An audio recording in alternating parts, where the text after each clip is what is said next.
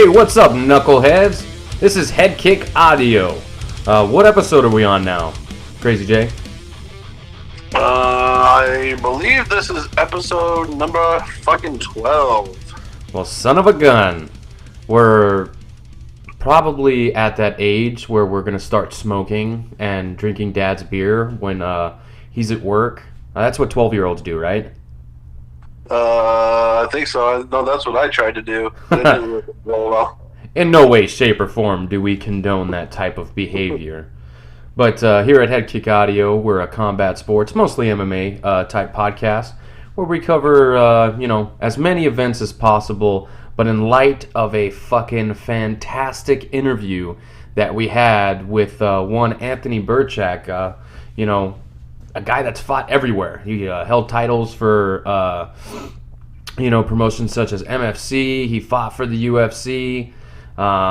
He's making his LFA debut, and he's headlining LFA 72 here in our backyard, Phoenix, Arizona. How you like them apples? Dude, that was so much fun up in Phoenix. But what about Birchak? Sorry, I'm a little bit under the weather, guys. So if I seem like I'm not making sense, I do apologize. But yeah, the Anthony Birchak interview, dude, he was a very, very humble, very amazing guy to talk to. Yeah, he was getting me all fired up, fucking all my questions every which way. We were just way too excited. It was awesome.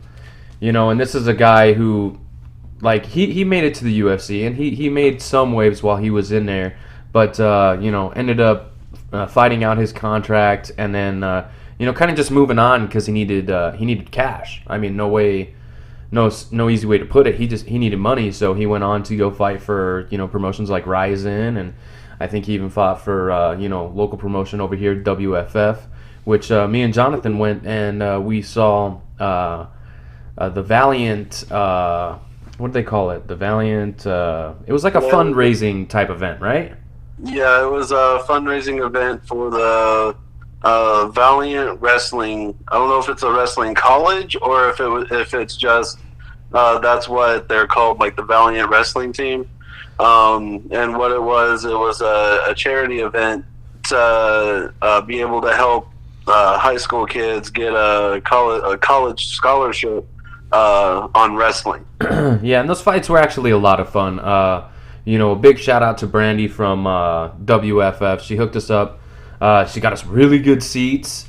We were able to get a lot of good footage because now we got a camera. We're just, working out some minor details with that. So, yeah. So we're going to be having some video here pretty soon. But, the fights were a lot of fun. I think the red corner went 6-0. So the lab had quite a bit of winners.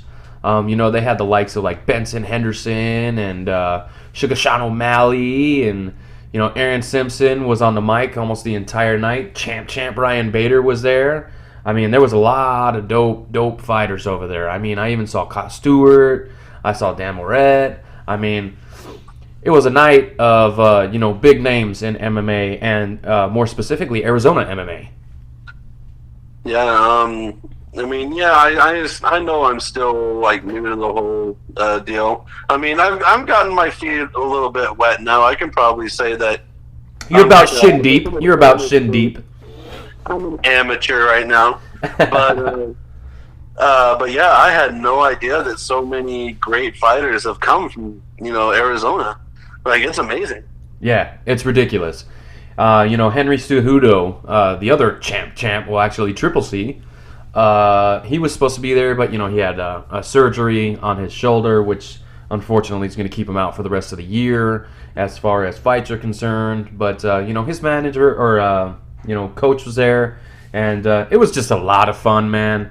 I really enjoyed myself. One way that we contributed was we drank a lot. It helped the venue. Which was the Van Buren. It was a nice little place. It was very intimate. The fights were really good. So that's just a little bit of what me and Crazy J did with our Thursday evening. But Jonathan, it's my understanding that there was some fights this weekend. There was a shit ton of fights this weekend. All right, so let's rewind and let's go back to Tuesday. Me and time zones, we don't get along, so I actually missed the very first Dana White's Contender Series for this season. But you were able to catch the whole thing. There was only 4 fights. One fight was scratched, probably due to like a botched weight cut or something, I assume. Which is actually, I believe that's what it was. And that's like the first time it's ever happened on Dana White's Contender Series. So I guess a little history was made there. But let's focus on the winners here. Like I said, we do have that dope ass interview with LFA headliner Anthony Birchak. So let's try and keep this short. Give as much information as possible. So let's go over the results and then who ultimately got the contracts. All right. Well, let's rewind here and let me learn how to fucking speak here. Jorgen De Castro defeated Alton Meeks by TKO, leg kick, and punches. I think Alton's leg may be broken in half. He's probably going to need some shit done to it because he was not checking kicks at all. He was just letting Jorgen just fucking destroy his leg. And then he hit him once in the leg. Alton started to limp a little bit, trying to jump around, and then De Castro just came in and just pummeled him after that. And that was all she wrote. Our next fight, we had Brendan... I'm butchering this name. Lunane defeated Bill Algeo via unanimous decision. 30-27s all around. That was an okay fight. A lot of back and forth, kind of, sort of, but there was just a lot of domination by Brendan. Your next fight that you had, I call it the chick fight. I don't give a shit. And they were very competitive. Hannah Goldley defeated Callie Robbins, as I spit over my laptop, via unanimous decision. 2 judges gave her 30-27, one 30-26. That third round, Hannah Goldley she dominated on the ground. I kind of wish that she would have gotten I get whatever the fuck it is. The contract? Yeah, there you go. Yeah, but it is what it is. In your, I guess, final or main event for the evening, you had Natalie Soriano defeat Jamie Pickett via unanimous decision. That was a really great fight. 2 judges scored at 30-27, one scored at 30-26. That third round was just very, very dominant. I don't think Pickett had any answer for what Soriano was coming with, and that's what gave Soriano the win. And your 2 fighters, yes, you heard me right, 2 fighters got contracts, and one contract was given to Panali Soriano. Congratulations. And the other contract went to Jorgen De Castro. Congratulations, gentlemen. All right, so Tuesday night is Dana White's Contender Series, and I really thought that the radio show that we host on Tuesdays was going to be at the same time. And then when we got on air, he's telling me, nah, man, they finished right before we went on. So I literally could have seen these fights and just fucked it all up. But I did see the highlights. I did see that it was pretty much one-sided from all the winners. The highlights on Jorgen De Castro with those leg kicks, dude, that's nasty. When heavyweights end fights with leg kicks, yeah, I think you're right. His shit's probably broke. Yeah, like that motherfucker couldn't even fucking walk when he got up. Well, he kind of limped, so I guess you could still consider that walking. But God, I would have been like, y'all gonna bring a stretcher and fucking wheel my ass out. I don't give a fuck. Like, that shit hurt. Yeah, it hurt just walking, or just watching it. Just walking. Yeah. What the fuck? Well, I'm pretty sure it hurt walking too. So that was Tuesday night's Dana White's Contender Series. However the fuck they word that shit. It's all kinds of crazy. I'm just gonna call it the Contender Series. How about that? So let's go ahead and fast forward to the weekend fights. Now, Bellator 223. It was kind of like a split card of sorts, and there was all kinds of fucking confusion on how to watch this damn thing. So I just ultimately decided to go to DAZN because that was the best information that I had, because it was fucking confusing. And DAZN, I don't know what was going on, but I couldn't stream it without it buffering every 2 seconds. And I know it wasn't my internet. I had zero issues, with my internet. So I don't think that it was the provider of of my interwebs, but I was paying attention to the what do you call that shit? Now I'm having a brain fart. What the fuck? The goddamn results. I was following the results via MMA Junkie. That's where guests of the podcast like Dan Tom and John Morgan.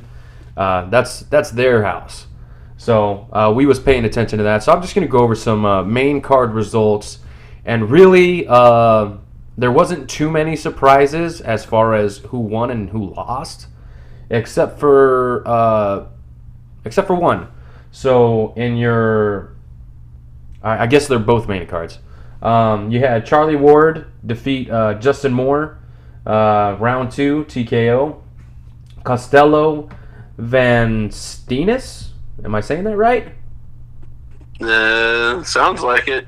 Defeated Mike Shipman via knockout punches. That's a shitty birthday gift, huh? Getting knocked out. Fuck that.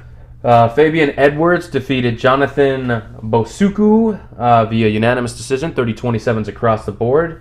Top prospect and probably like one of the biggest mouths in Bellator, James Gallagher, he got a unanimous decision. He did not get the submission. He got a unanimous decision, 29-28s across the board against Jeremiah Labiano? We'll go with Labiano. Yeah.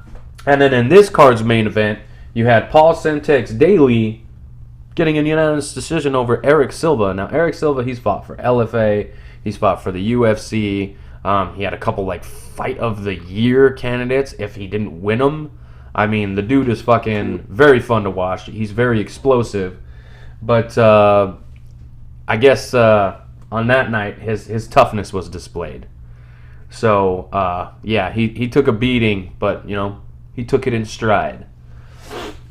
In Bellator's second 223 main card, I guess, you had Aaron Chalmers defeat Fred Freeman via submission.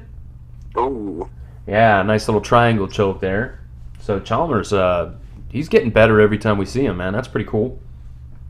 I like seeing triangle chokes. Hell yeah. Melvin Manhoef defeated Krent K. Krent K. Should I take a stab at that? Kent. Kalpinen. Okay.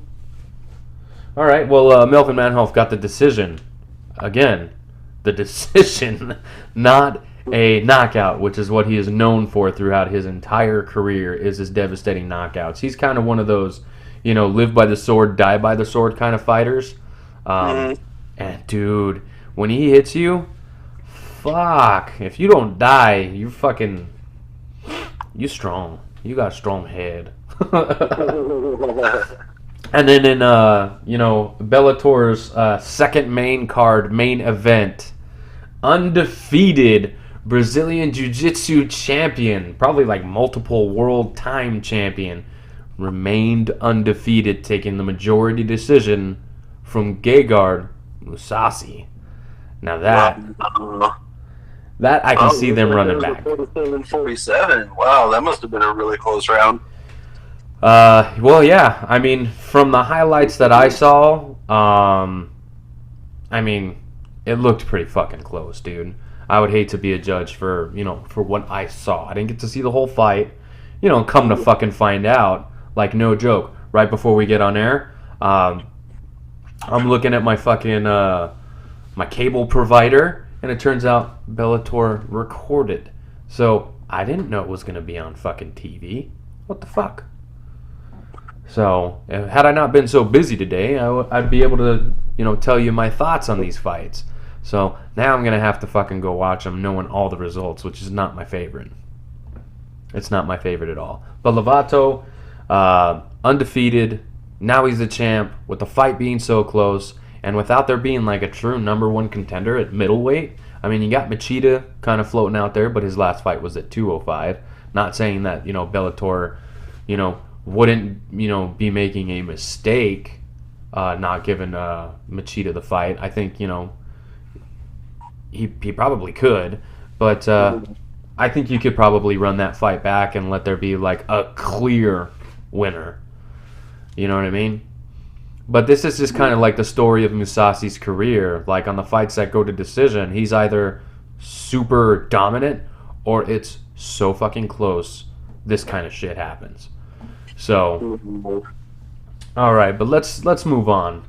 Let's move on. Since we didn't get to see those fights, I'd like to just kind of move on to some fights we did see. Although I did hear that Aaron Chalmers, he fucked up somebody's parlay, okay, because he won a certain way, right? And in the dude's parlay, he had him winning another way, right? So, dude goes on social media and says, "Fucking Aaron Chalmers, you ruined my parlay." And Chalmers says, "Oh shit, my bad, bro. Paid the man. Fucking paid the man." Wow. So, yeah, Chalmers trying to be one of our guys. It's kind of working, bro. It's kind of working. That's down as fuck. That's really cool, and that shows that he's paying attention to his fans, which is awesome. That's something you'd want from fighters from the big organizations like your Bellators and your UFCs, which is kind of the reason why we get some really cool interviews. So phenomenal interviews. Oh man, I can't wait. I can't wait for you guys to hear Anthony Birchak's interview. So dope. So fucking dope. But the UFC had a card, and this was in, South Carolina? Like Greenville, right? Yeah, I think it was Greensville, South Carolina. Yeah, okay. There is no S in Greenville, just FYI. So UFC Greenville is what we're going to call this damn thing. And it's a pretty fun card. Very, very few fights were actually finished. Excuse me. But most of the fights were still fun. God damn, what is going on? I have no idea. There was a lot of great fights on this card. The one fight that I kind of did initially miss, and I was able to go back and watch it, was the Darren Wynn defeating Eric Presley. That was a really good fight. Excuse me. I don't know what the fuck these guys' heads and chins and all kinds of shit was made of, but holy shit. Neither one of them would go down, and they were throwing bombs at each other. Very rarely it went to the ground, and if it did, it was like, all right, we're going to stay here for a second, and then they got right back up, and it was just straight up stand and bang, and it was a very, very entertaining fight. Well, some history was actually made. I think it was either like the strikes or the significant strikes. They had they had the most strikes thrown in like a middleweight fight or something like that. There was some history made in that fight, and it was fucking your fight of the night, which we'll probably get to your performance bonuses. I hate to steal your thunder there. But yeah, so it goes to decision, but a banger. It was a banger. Darren Wynn at middleweight. This guy, I think he's only an inch taller than me, bro. I think he stands at 5'7". But dude, he's fucking beast. Yeah, he looked tiny out there. He did not look like a middleweight. He looked like a lightweight. I mean, even like his body structure. And he's so convinced that he doesn't need to, move down a division. He said, my height is not a problem. And when it becomes a problem, then, we'll talk about it. But until then, like, kind of shut the fuck up about it. And, I mean, hey, dude's undefeated. Winning fights in the UFC at 5'7", 185 pounds. I think he initially started his career at 205. So, yeah. You talk about a little-ass dude that gives zero shits and goes out there and wins fights. I got no problem with that. And I believe it's a Derone, right? Am I saying that right? Derone? Derone or what? I don't know what I even said. But they got some shout-outs from Dana White. Yeah. So that shows you how badass that fight was, because you don't see Dana White doing that a lot. So kudos to those gentlemen. And that was the opening bout. That is literally how the card started. How fucking cool is that? They set the tempo for how we thought the night was going to be going. Like I said, I think it kind of set the tone for, even if the fights were going to go to decision, I thought, hey, we're going to have a lot of fun with this card. And it turns out most of them did go to decision, and most of the fights were pretty fucking badass. So you didn't see me complaining. Molly Meatball McCann defeated Ariane Lipski. Am I saying that right? Yeah. I'll tell you what. Meatball is a little fucking badass. I really like this chick. She's just so much fun to watch. And after this win, I think she hit up Tatiana Suarez and was just like, hey, I need to work on my wrestling, and you're pretty good at that. So how about we train together? I doubt she did it with like a southern accent because she's from across the pond. Yeah. But god damn, she's so much fun. She's probably like one of my favorite female fighters to watch, just because it's gonna be a lot of fun when she fights. And with a name like Meatball, come on, man, that's so fucking cool. It also looked like she really opened up, and she gained her confidence there towards the end of, I believe it was the first round, when she started letting loose, and I think she got that takedown at the end of the round. The next two rounds, she just came out like a fucking cannon and was just so dominant. Well, anybody who's seen Molly fight knows exactly what she wants to do. She wants to keep the fight standing, and she wants to fucking punch your face in until you fall down and don't get back up. So that's probably one of the reasons why she's so exciting. But, I mean, she even did the fucking Max Holloway point to the center of the cage, bro. She's a fucking... Whoa! Yeah, she's a badass. She's a fucking badass. In a fight that she was winning. And, I've seen it time and time again where fighters are just like, there's only 10 seconds left. We can fucking swing for the fences. Even though I'm winning, I don't give a fuck. But then they get knocked out and they kind of give a fuck. You know what I mean? So, yeah. The fact that, fighters do that, that's so fucking cool, man. I don't think I'm ever going to hate that.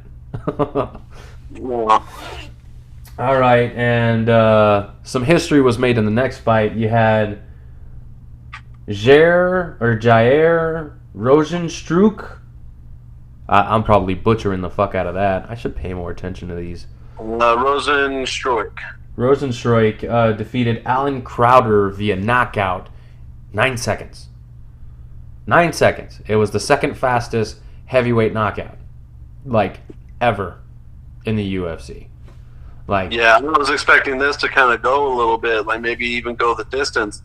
And dude just came out and bang, bang, boom, done. I was like, what the fuck? Yeah, stuck him with the jab. I thought Crowder slipped, to be honest with you. I thought Crowder slipped. And no, he got popped with the jab, fell down, and Rosenstruck just fucking said, yeah, I want you to go to sleep. And it happened. You know what I mean? Maybe Crowder was tired. I don't know. But it kind of... social media had some fun with it.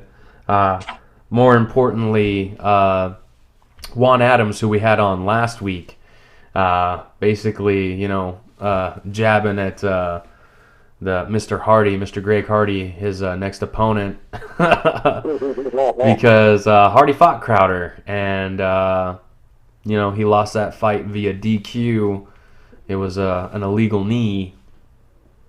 So, yeah, there was some comments made there. So if you have any desire to figure out what we're talking about, just go give Juan Adams a follow on Instagram or Twitter, just so you can see. He's a really good follow. He's funny as fuck. Yeah. So shout out to Mr. Adams, the Kraken, for keeping me entertained in between bouts. Very good, sir. Your next fight, Luis Pena. This is Violent Bob Ross. Okay, and he was looking a little less Bob Rossy.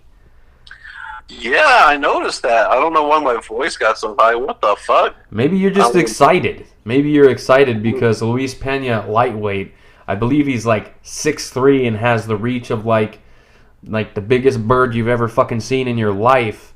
Yeah, he had a ridiculous fucking range. The dude is a fucking tower. I would love to see him versus James Vick. They're both at lightweight. They're both tall. They're both long.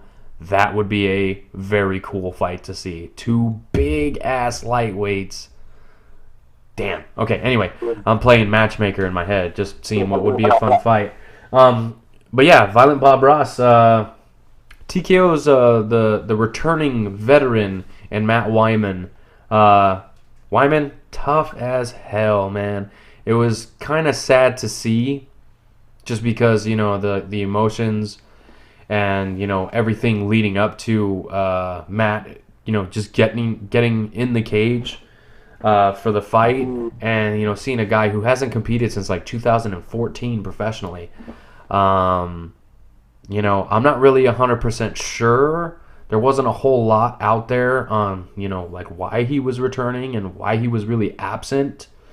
And, you know, I'm not like 100% sure how this, you know, return even came to fruition. But I'm not going to lie, I was excited to see Wyman return. But I wasn't excited to see him return against a guy who's like 6'3". You know, Wyman, he's not much taller than I am. So he looked durable, so he kept his durability. But, you know, just like everything else I read, he looked like he was a fighter that was, you know, pretty good in 2014. You know, fast forward, we're in 2019. That's 5 years. That's a 5-year gap. And you got guys like Luis Pena that are able to make lightweight. You know what I mean?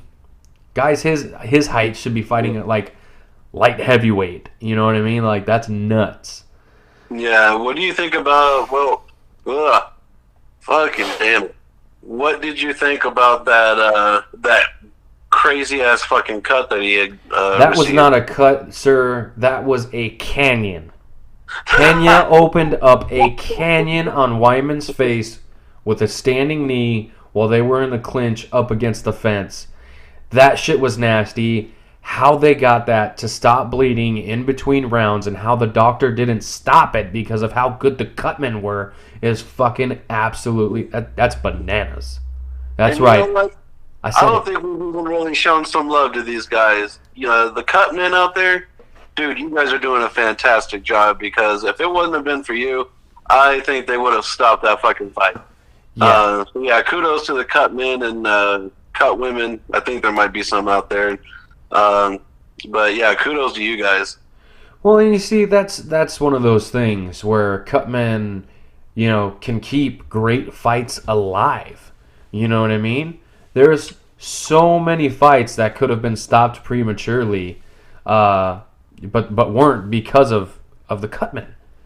So yeah, they definitely don't get enough love, which is, you know, kind of fucked up. But, you know, it's kind of the nature of the beast. With how, you know, fast these cards, you know, come and go, it's hard to keep track of, you know, which cutman kept which fight and blah, blah, blah. You'd have to go back and watch it.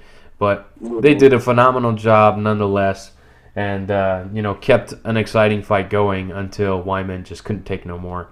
So I don't know where he goes from here, but, you know, whatever he decides, if he is gonna compete again, then he needs to work on some things because his fighting style looked dated. Yeah, very dated. All right, in your next fight, you had Ashley Yoder.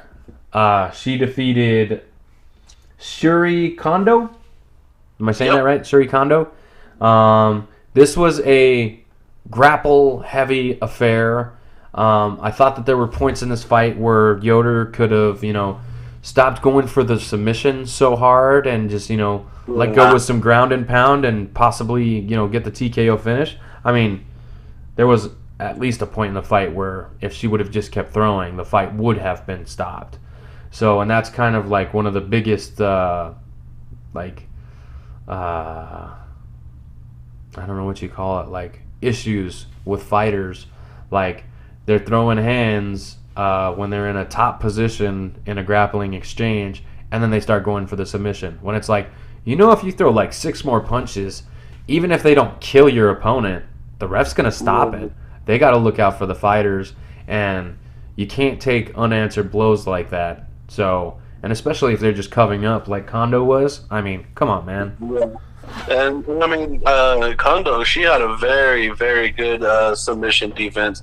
So dude, I would have just either kept it standing, or once I got it to the ground, I would have transitioned. I mean, Yoder looked like she could transition for days into different, side mount, or not side mount, side control, guard, whatever she was wanting to do. She was going to fucking do it.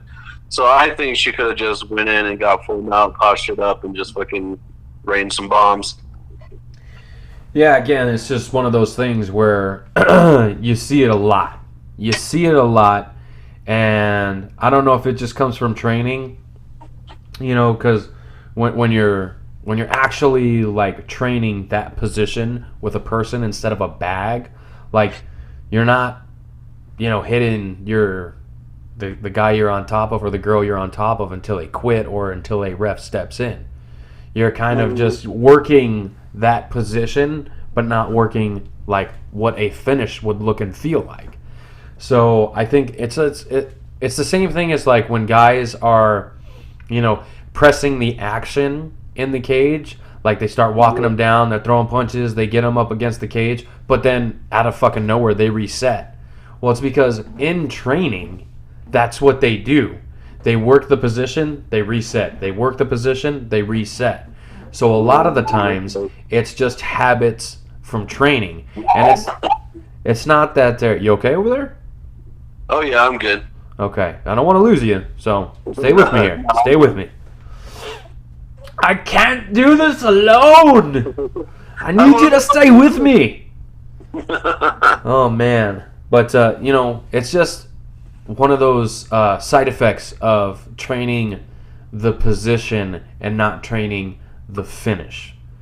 And, outside of probably just a lot of people getting pulled from fights for getting injured from working the finish instead of just the position, I don't really see that changing. So I just wonder if coaches, could maybe find a way around that, so that we can start seeing people just let go with the ground and pound instead of searching for the sub, or just continuously walking down your opponent when you got them, like they're back against the cage, instead of resetting. So that would be like one of the biggest issues that I see with people almost getting finishes.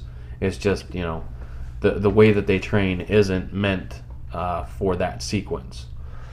Yeah. But even though it was a grapple-heavy affair, it was still a lot of fun. It was very cool to see Kondo's submission defense. She's primarily known as a striker. She's not really known for her grappling or her wrestling.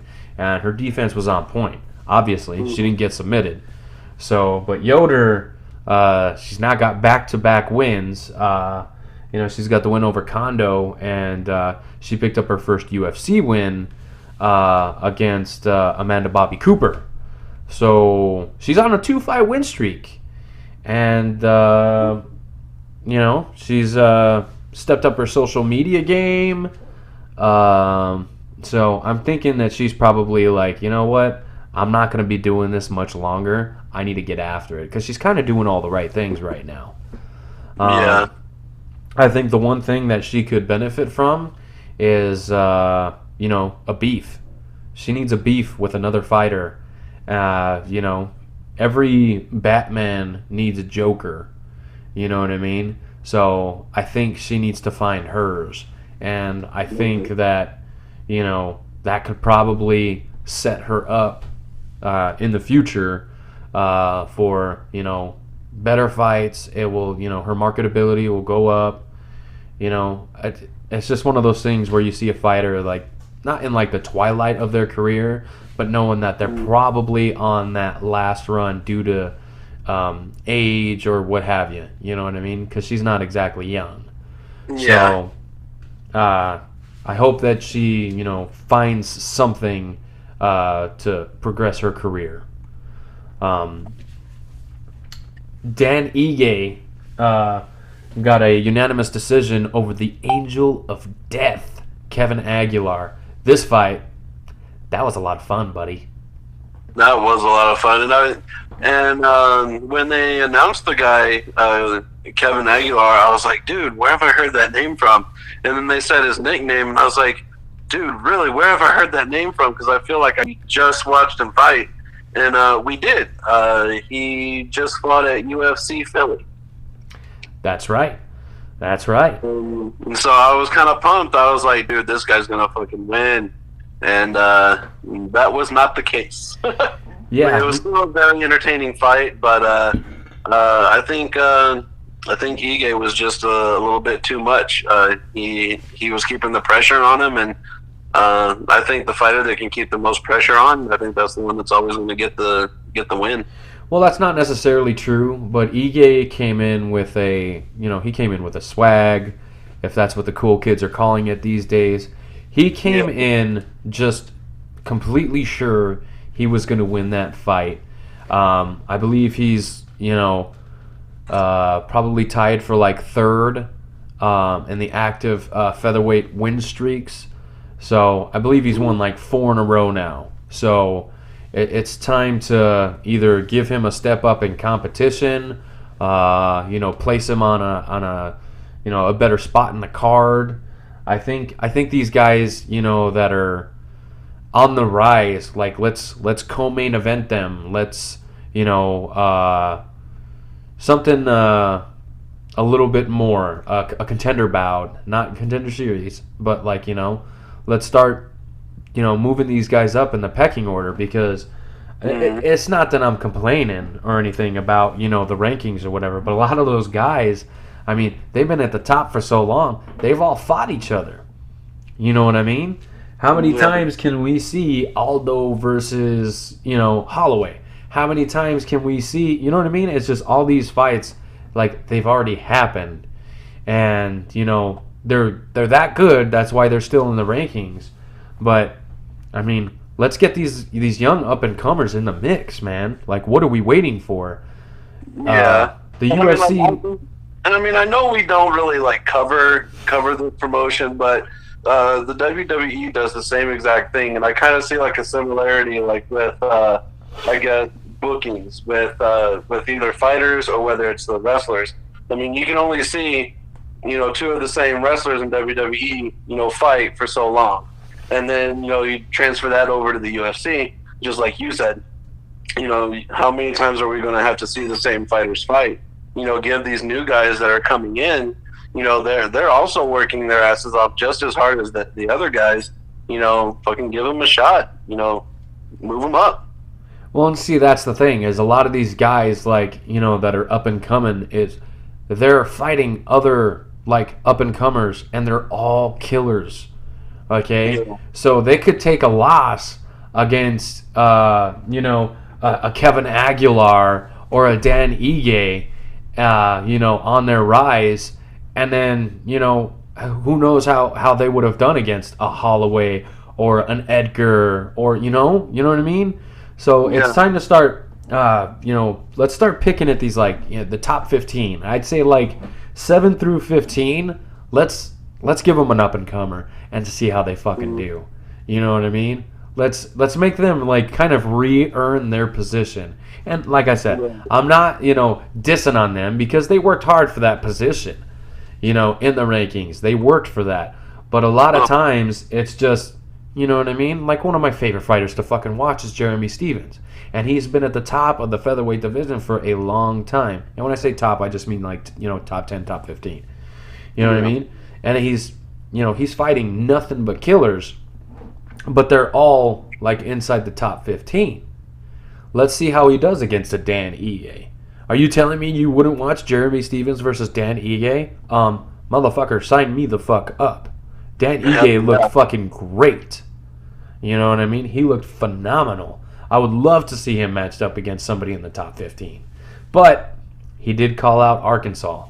So we'll see if the UFC puts him and Bryce Mitchell together. Two up-and-comers. This is just what I was talking about. Two up-and-comers that are going to pick each other off rather than, fucking working their way up the division. I understand there can only be one champion, but you got, 1 through 15. I say mix it up a little bit because it's just like, again, Frankie Edgar, one of my favorite fighters. I got a dog named after the motherfucker. But he's been at the top forever, man. How many times is he going to get to fight for a title? How many times? You know what I mean? It's like, I want some new blood, but I want the new blood to earn it. If you can't beat a Jeremy Stevens and you can't beat a Frankie Edgar or a Holloway, then, then it just goes to show that these rankings fucking, like, they kind of do mean something. You know what I mean? Mm-hmm. Anyways, that's enough about me fucking bitching about the goddamn rankings. Let's move on to the fucking the main card here. To open up the main card, you had Kevin Holland take a unanimous decision over Alessio De Curico, Mr. Italy. Kevin Holland, it looked like he injured or re-injured his shoulder in like the second round. And, it looked like he dislocated it. Yeah, something. But he finished. He didn't finish the fight, but he made it to the end of the fight and ended up taking a unanimous decision. So kudos to that motherfucker for pulling through. And, Mr. Italy, Mr. Italy, the Curico, was kind of talking shit, at the end of the fight. And it's just like, bro, you didn't do enough. Like, the dude was injured. You could have literally kicked him in his fucking shoulder, and that's probably it, Like, I don't know if Kevin Holland, is able to take a kick to that shoulder. So, like, one strike and you could have ended the fight, and instead, like, in the third round, he didn't really do much. I mean, neither guy really did, but Kevin Holland was throwing single kicks and single strikes with his hands, and, in my opinion, still won the third. So that just goes to show you, like, if your opponent's injured, man, you might want to take advantage of that. Exactly. Andrea Lee, or this is KGB, she took a unanimous decision from Montana De La Rosa. And De La Rosa is a pretty slick grappler, but she couldn't get it done. By the end of the fight, she was looking like Princess Leia. So, I mean, like, it was creepy how similar they looked. I'm not the biggest Star Wars guy, so I don't really remember a whole lot what she looks like, but I could pretty much tell you that's what it looked like to me. But that was a fun fight. KGB, avoided most of the takedowns, and when she was taken down, she popped right back up to her feet, and even got a couple takedowns of her own. So it was cool to see a well-rounded fight from KGB. But Montana De La Rosa, kind of shows she needs to shore up her striking quite a bit because she's a little behind there. It looked like it was kind of like one step behind, excuse me, KGB. So, I mean, it's still a really great fight. Yeah, and Montana, we'll just say De La Rosa. She's gonna learn from this, man. She's gonna learn from this, and she'll come back better. You know what I mean? That's one of the cool things about taking a loss against a fighter that's just, a step ahead. You know what I mean? It's like, God damn, it was like I was a step behind the whole time. So you get to see what you could have done different, and, you know, try and apply that to your training and, you know, hopefully have a better go the next time out. But Andre Ewell, another decision here. He took unanimous from Anderson Dos Santos, but these boys were fucking cracking each other. Yeah, they were. It was ridiculous. That Dos Santos has a motherfucking chin, dude. He does. I think even if I just got caught I think if the wind from like the force of the punch hit me, I think I would have been knocked the fuck out. So, yeah, that was crazy. Well, you know, Ewell was using his reach very well. His head movement and his footwork is what really won him this fight. Yes, he was cracking Dos Santos, but I mean, it was his movement. He was setting everything up. You know, he was getting tagged a couple times, but he was making Santos miss a lot. You know what I mean? It was really cool to see. Kind of like your Dominic Cruz's and your shit. What the fuck is the other guy's name? TJ Dillashaw. Wow. To see what happens when you pop dirty for PEDs, everybody starts to forget who you are. Fight him. I'll fight TJ Dillashaw right fucking now. But well, as long as he's not doing any PEDs, right? I'll fight him on PEDs. I don't give a fuck. If Cejudo can do it, I can do it, man. But yeah, it was, you know, the type of footwork. It was actually more reminiscent of what Cody did to Dominic, right? You know, Dos Santos would go throw a strike, and Ewell would just, you know, whoop, not be there. You know what I mean? So it's pretty cool to see. I just hope that Ewell can, you know, kind of string a couple fights together, because he had the win over Renan Barao, and then he lost. I think it was Peter Yan. I'm not 100% sure if I remember that correctly. It was Peter Yan or there's another little dude in there. I forget his fucking name. But you're going to bring it up right now and help me remember. Nathaniel Wood. So, I mean, like I said, just kind of string a couple together, because he's got, you know, the range, he's got the footwork. It's just putting it all together. Dos Santos did take him down a couple times, you know, and couldn't really do a whole lot with it. So I think that is one weakness that I saw in his game, was his ability to get taken down so easily. I just think, you know, this guy shores up his takedown defense, and maybe works on striking defense, you know, a little bit more. Because there were times in the fight where he was getting tagged because his hands were down, because he was so you know, focused on using his movement to avoid strikes. You know, when he was there, he got hit. So I think those are probably the two things that I would say he needs to work on. Either way, that was pretty fucking entertaining. And like I said, Dos Santos, I mean, dude, he was taking the cleanest fucking shots, and was just like, okay, is that all you got? Man, that was cool as fuck. And you can even see him kind of like wobble a little bit, you know what I mean? Like, ooh, and then he fucking looks at him and he goes, well, come on. Yeah. So that was pretty cool to see. I'm anxious to see both of them fight again. You know, I like watching guys that are just like super tough and super durable, and, you know, keep coming at you no matter what you throw at them. You know what I mean? Because the dude could have quit, and he didn't. You know, he fought the full 15 minutes. They both went very hard. So it was very cool to see. But in your co-main event, this is actually the new co-main event, because the original co-main event got scratched. And that was supposed to be between Rob Font and that little John Lineker. So, and John Lineker he was stepping in on short notice. He actually had a win over Rob Font. And, you know, I think he cut himself during his weight cut, which means he probably, like, slipped and fell, or, while he was, I don't know. He gashed open his eyebrow and unable to compete, so. Damn. Yeah.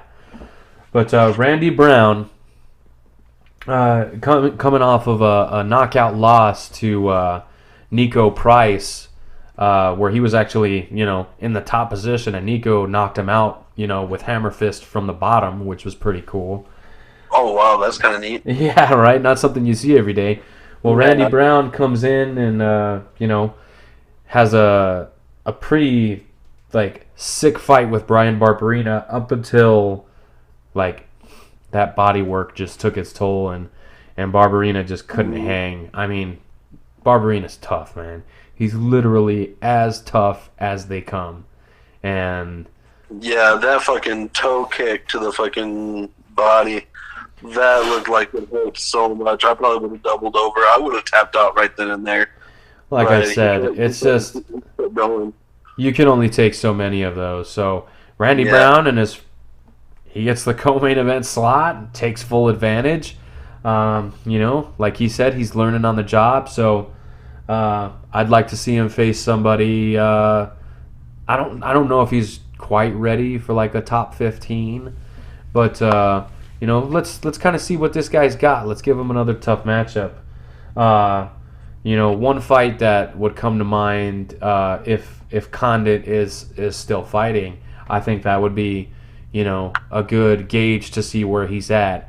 He's fought middle of the pack guys, and he's won one, lost one. You know what I mean? So Condit's kind of in the twilight years of his career right now. So I could definitely see a Condit or Diego Sanchez, if he loses his next fight, I could see him versus Randy Brown. Give him a veteran. I'd like to see how he handles a veteran, because he's done up and comers. He's done middle of the pack guys. I'd like to see him fight a veteran, see how he can handle that savvy, and then we could talk about top 20, top 15. But gets the finish in round 3. So good for him. Now time for the main event, bro. Chan Sung Jung versus Hanato Moicano, or the Korean Zombie versus Moicano. I was stoked for this fight because I fucking love zombies. I'm a zombie fanatic, and the Korean Zombie literally lives up to his fucking nickname. He's so badass. So badass. Even in the fights that he loses, okay? Even in the fights that he loses, I'm just, yes. Yes. Lost before? What the fuck? After this performance, I would have thought he would have been a dominator, if you will. Sorry if my voice is sounding really bad. My throat's starting to hurt a little bit. Nah, no worries. That's why I'm talking a lot more than you this time. Usually I kind of let you get a couple licks in, but I'm trying to save your vocal cords, if you will. But, dude, that was a fucking phenomenal fight. I would have liked to at least see it go 2 rounds, but when a fighter is as good as Zombie, dude, he just gets in, does his job, and then goes home. Well, I mean, there's 2 versions of the Zombie you get, right? There's the first round finish, and then there's the 5-round war. Okay, his last fight was a 5-round war with Yair Rodriguez, where Rodriguez literally got the sickest knockout I think I've ever seen. It was they charged each other. Yair did he bent over and threw an elbow backwards over his head and hit Zombie on the chin. And there was literally 1 second left in the fight. And the fight itself was a war. It was back and forth, and the Korean Zombie was winning on the scorecards. He did not have to do what he did. That's kind of the blessed point at the canvas. Yeah, they kind of did that thing, and it backfired. So, and the fight before that, main event, round 1, KO. You know what I mean? So you get 2 versions. You get the war, and you get the first round finish. And I tell you what, I think that's how this motherfucker makes and keeps his fans. You know what I mean? He's a fighter's fighter, and he don't even speak English. He don't. And normally, it kind of bothers me because there's a disconnect. When interpreters are saying, interpreting for their fighter, there's probably a lot of stuff that gets lost in translation. But Uh-huh. especially this time, I think the translator was not prepared to translate, and I think there was some shit that was missed in there because the zombie was fucking crying. I mean, he was very emotional. So I kind of wish that these guys would, it sounds racist as fuck, but I wish they would learn English so that they could connect with the audience better. Yeah. Not saying that there's anything wrong with speaking another language. There's nothing wrong with that. All I'm saying is you could connect better with your audience if you both spoke the same language. Yeah, well, because I mean, you're in the UFC. You're in a really big organization where I would say the majority of your fan base. I mean, minus your hometown, but the majority of your fan base is going to be English speaking. Like, yeah, you can physically, translate. I'm a fucking beast. Look at what I can do.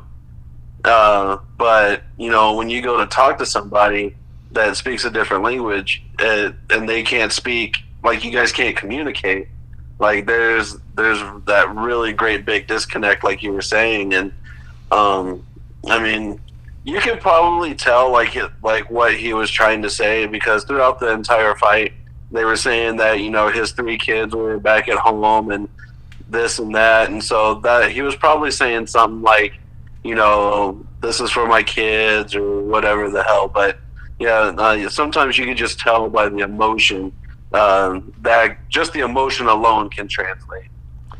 Well, and he did most of this camp in the States, and he was actually here in Arizona, hanging out with the in Arizona again. Right? Look what happens when you train in Arizona. But he was hanging out with the D-backs and shit, so that was pretty cool.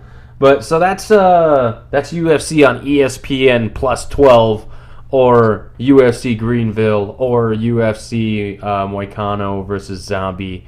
Like I said, a lot of fights went the distance, but a lot of the fights were still pretty fucking exciting. So, well, I do have one more thing before we do wrap all this up.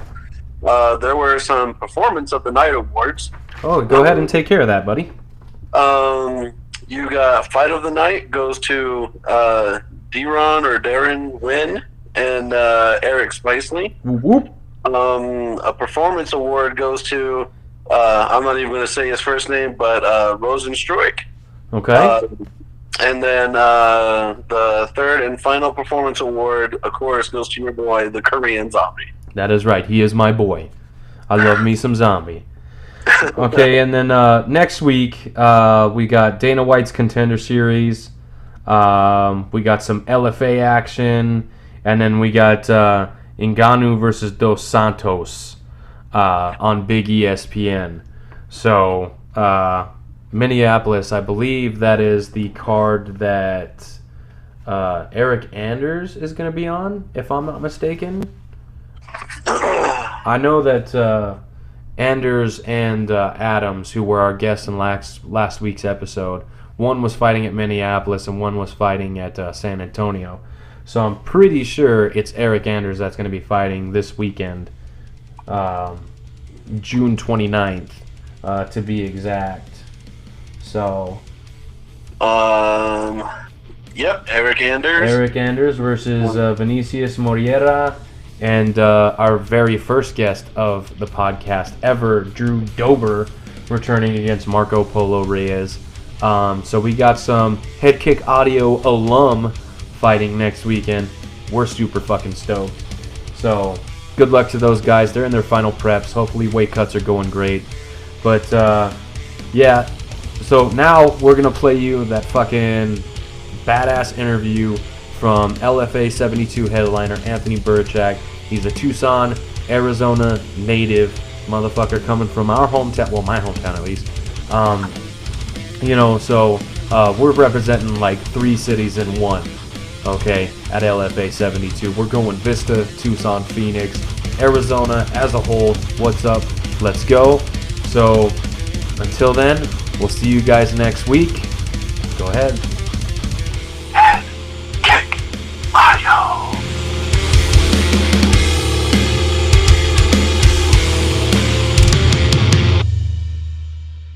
We are ready to go. So we are here with Anthony Birchak. How you doing, man? Headkick Audio, what is up? Yes. We love it. We're happy to have you, man. Yeah, dude, I'm super stoked. It's been a while since I've, done a podcast or an interview talking about an upcoming fight, trying to pump the promo, Hell yeah, man. Well, that's kind of why I wanted to get you on here to talk about it. You're fighting locally here in Arizona, which is where we all reside. And this fight is actually happening in Phoenix. So my co-host is going to have to make the drive from Sierra Vista, and we're all going to make the drive from Tucson. We're going to be there in person for you, man. Oh, hell yeah, dude. It means a lot to me, man. I love fighting at home, and people always ask me, like, do you feel more pressure? Do you feel more, like all the weights on? I'm like, nah, man. Like, I'm fighting in front of people that I love. Like, they're going to love me whether win, lose, or draw. There's no pressure, zero. So the last time that I fought in Tucson was the first time in 8 years since I made my pro debut that I've ever fought back at the same arena.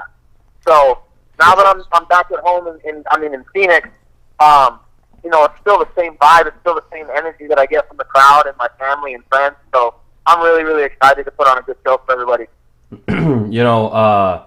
When I first caught you, I believe it was you were fighting. I forget his name. He was a little dude. It was for the MFC.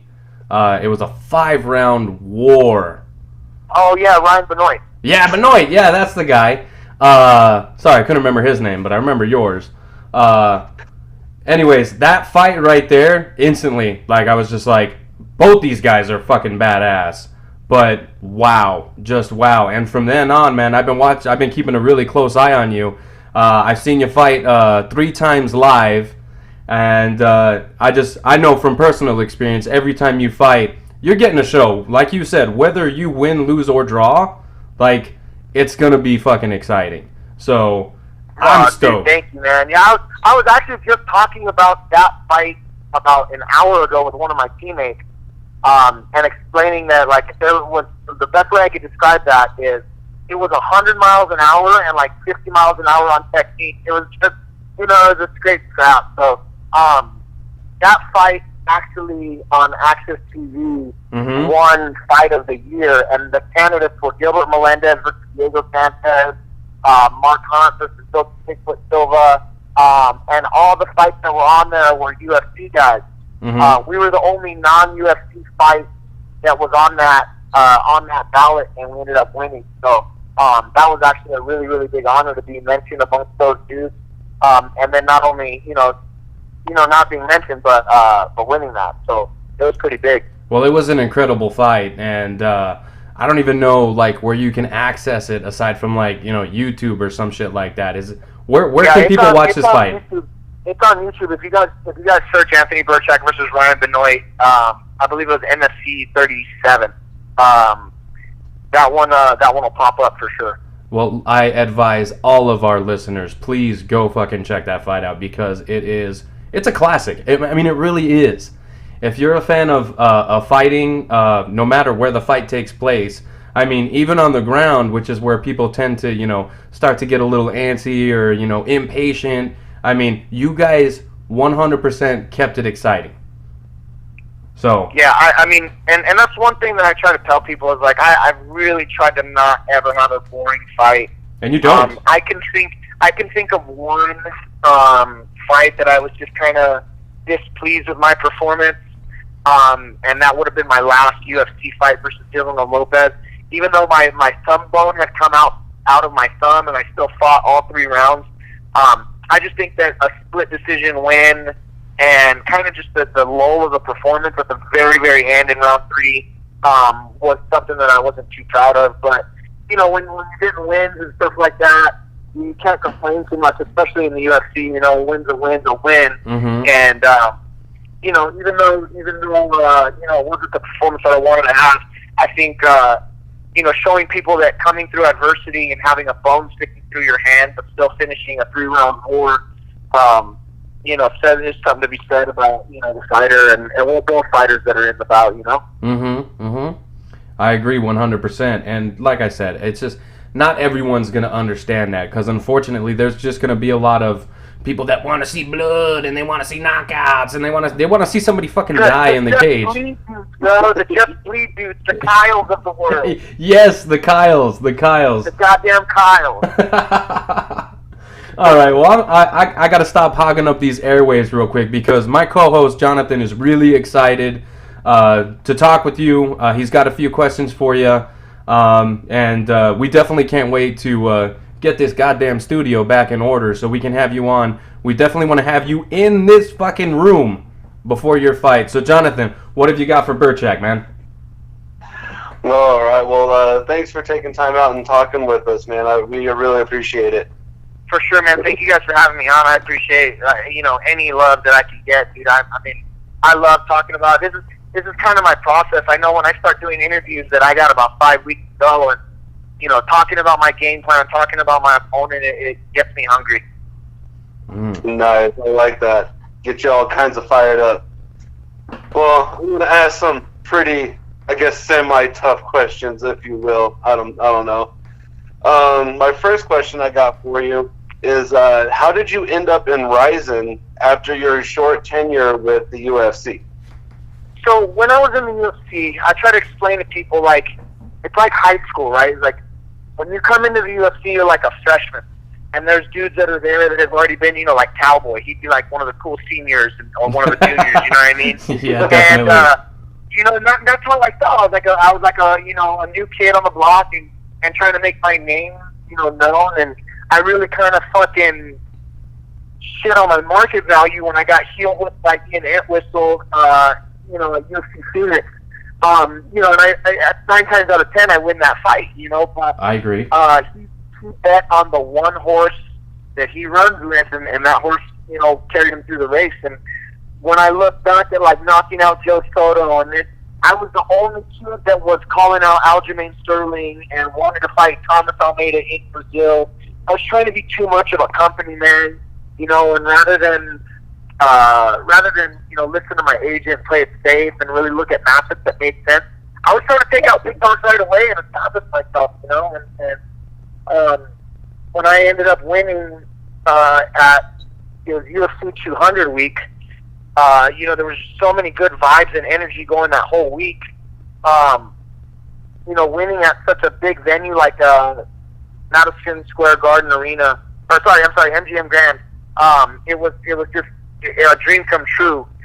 But one thing that I did notice was just something was lackluster, and I wanted a little bit more. I wanted to feel like I was one of the top fighters in the world, and I was fighting for the NFL of fighting, you know what I mean? And even though they kept saying that when I was in the UFC, it was like understanding that the Reebok thing really did a detrimental blow to everybody, and I was making tons of money on sponsorships, and then as soon as Reebok came in, it really cut out a big chunk of my financial gain as a fighter. So when my final contract came up, at the very end, I fought out my 4th fight. I was calling the UFC hey, I'll take any short notice fight. I'm on a win right now. I'm healthy. Some things came up where Rafael Assunção ended up having one of his fighters fall out at the first UFC New York. And I called Sean Shelby, and it was Thanksgiving weekend. And he was like, you sure you want that fight? And I was like, yeah, man, I want Rafael Assunção. I'm you need a bout. I'm trying to save a fight for you.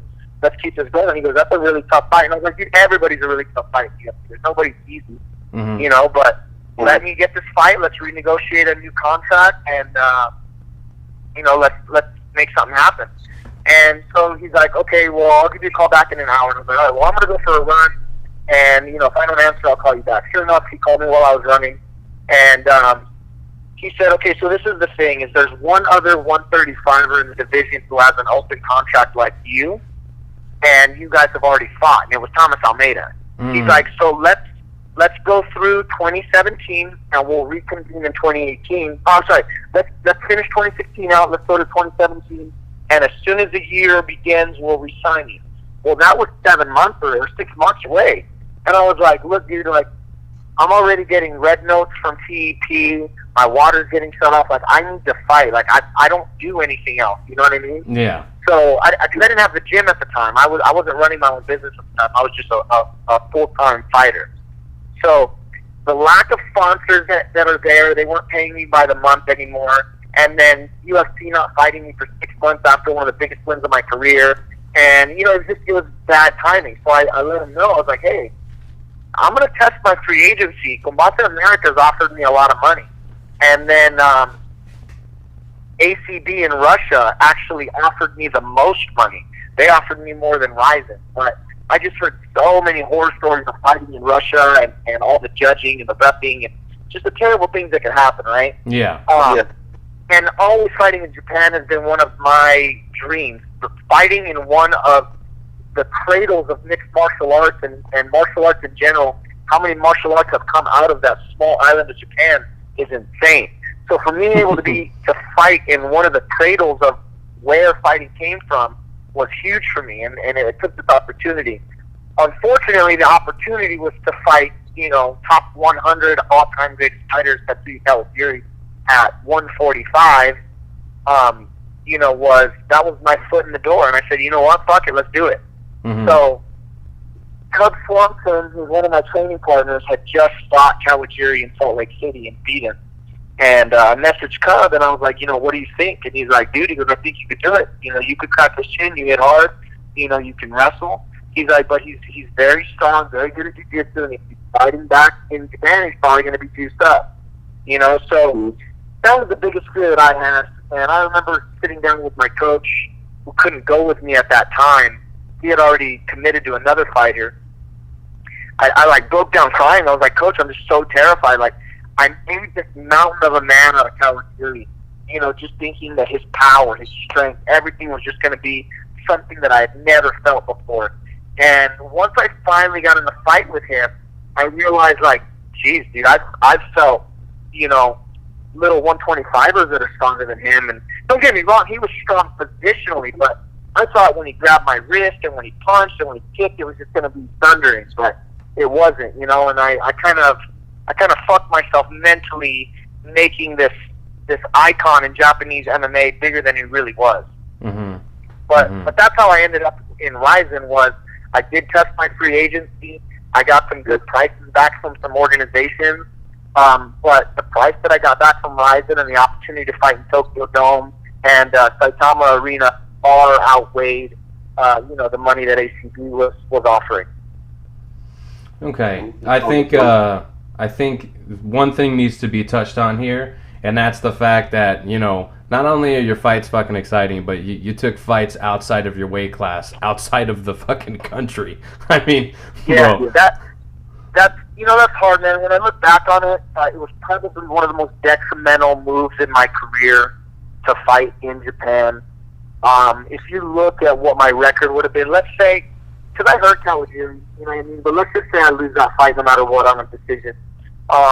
And then I lost the following two to really shitty split decisions from home cooking. Uh-huh. You know, 17-3 is a title contender anywhere in any organization. Yeah. And 14-6 is, you know, a journeyman. And I'm kind of in this fucked up scenario right now where out of 14 of my wins, I've had 11 finishes. You know what I mean? That's a high percentage finish rate. Mm-hmm. And then out of my 6, you know, I've only been finished 2 or 3 times. So it's not. If you look at it on paper and if you look at what really it is, I'm still a threat. But there's a lot of people that just look at it and go, he's fucking washed up. You know what I mean? 14-6 isn't that great. You know, and if you look at my SureDog, it's win, loss, win, loss, win, loss, win. And I'm like, I think I'm 3-5 in my last 8. It doesn't look good, but you know, I know that I've never shied away from the challenge. Like you said, I bumped up in weight classes and I fought dudes at 145 and dudes that I probably should have never had any business fighting. You know, but I put those miles on my soul, and those are things that I look back on and go, man, in what world would I have ever been able to fucking fight Tetsuya the Crusher Kawajiri? Yeah. Sometimes you just gotta fucking, you know, make some bad decisions in the moment, and only like be able to reflect on them later and just be like, well, shit, okay, would I have gotten that opportunity had I not taken, you know, 6 contracts? But you know what? they were fucking pissed with Tatsuya because he didn't finish me. They're like, dude, we brought this bantamweight up, and you just laid and prayed on him for 10 minutes. Like, that was boring. Like, you should have finished him. And, well, that's all he did. One of the feathers in my cap was he finished my first ever MMA coach. He finished Drew Fickett from Mount. And I found out that Tawadu's finish percentage from Mount is 98%. Damn. So for me to be mounted for 10 minutes and not get fucking finished, I'm pretty happy about that. Yeah, that's a nice feather in your cap, buddy. Damn. Holy shit. So, but at the end of the day, I'm 0-3 in Ryzen, and it wasn't, one of the proudest moments of my career. I definitely should have been in the tournament, and I should have not lost those 2 shitty split decisions. But we're here now.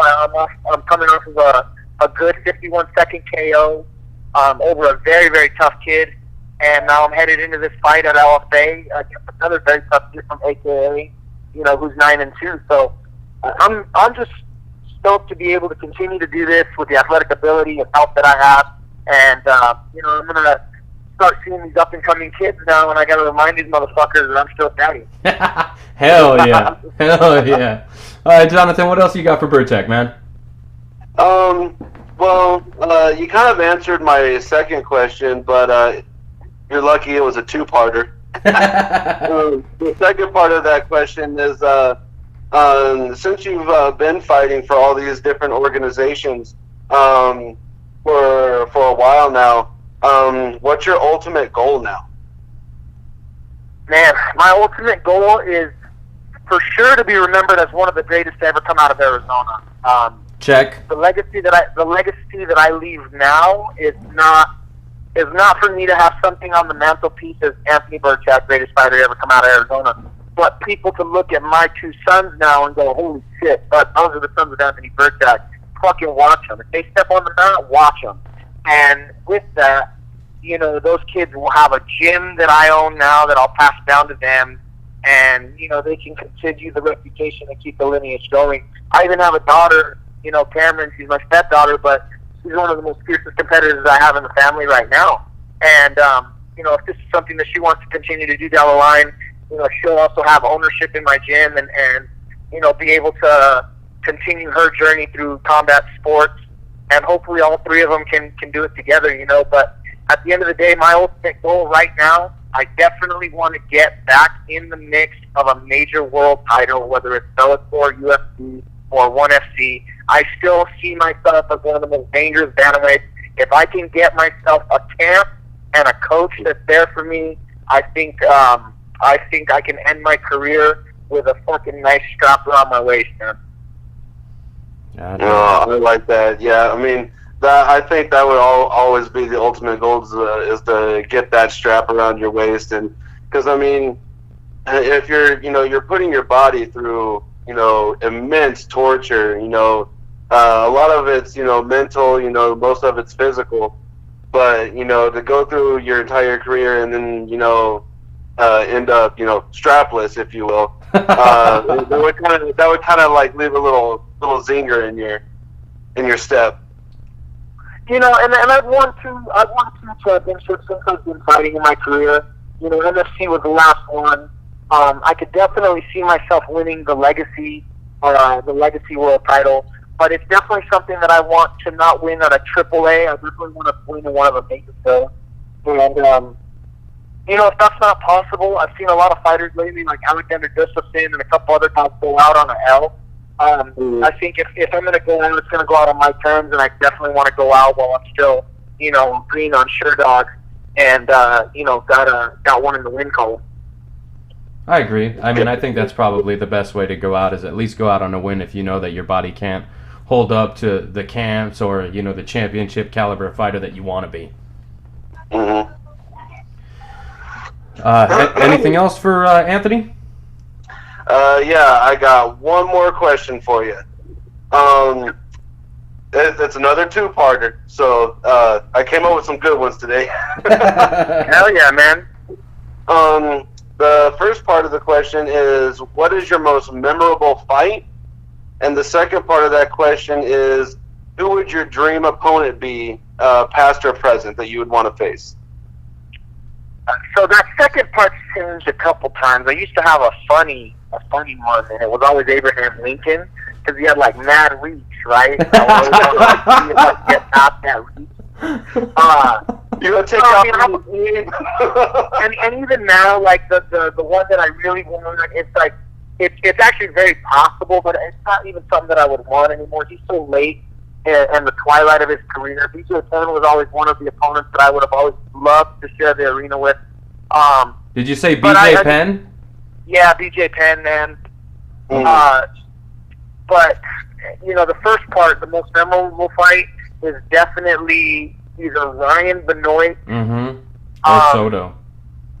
just because of the whole, you know, that wouldn't even be fair. That was probably my favorite fight. The most memorable fight was my Tito Jones world title match, when I had so much turmoil and emotional fucking shit happen to me within 10 days of each other. It was super traumatic. A lot of fucking shit happened.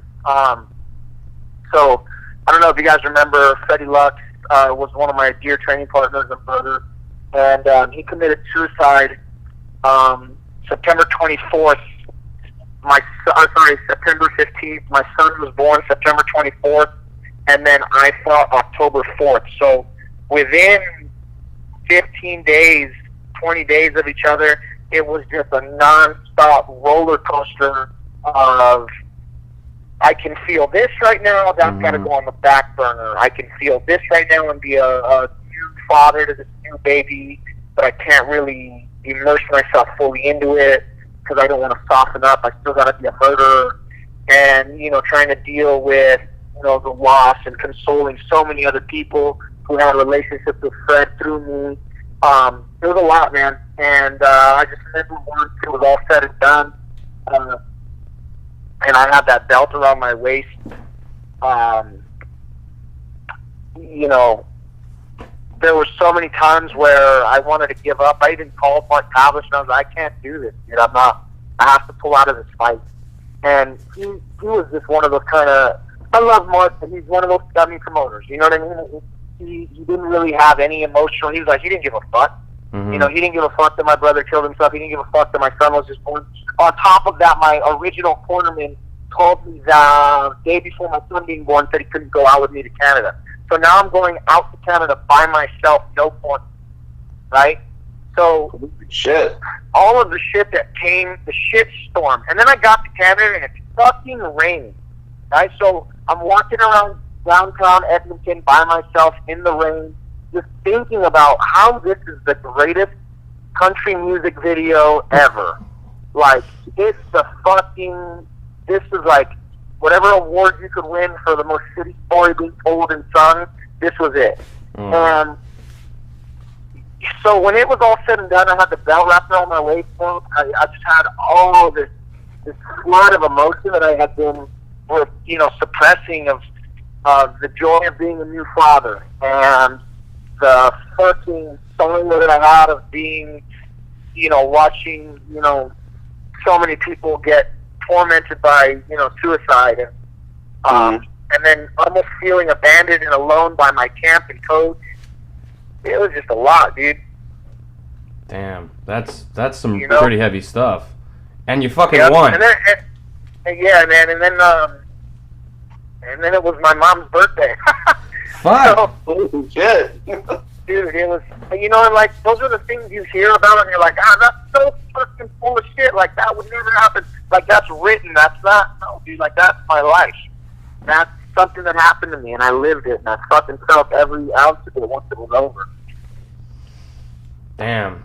Well, so I remember, I try not to, and I suppress that, and I keep that tucked away very, very deep in a black place. But that's the one that I think about the most when I think about what fight I remember the most.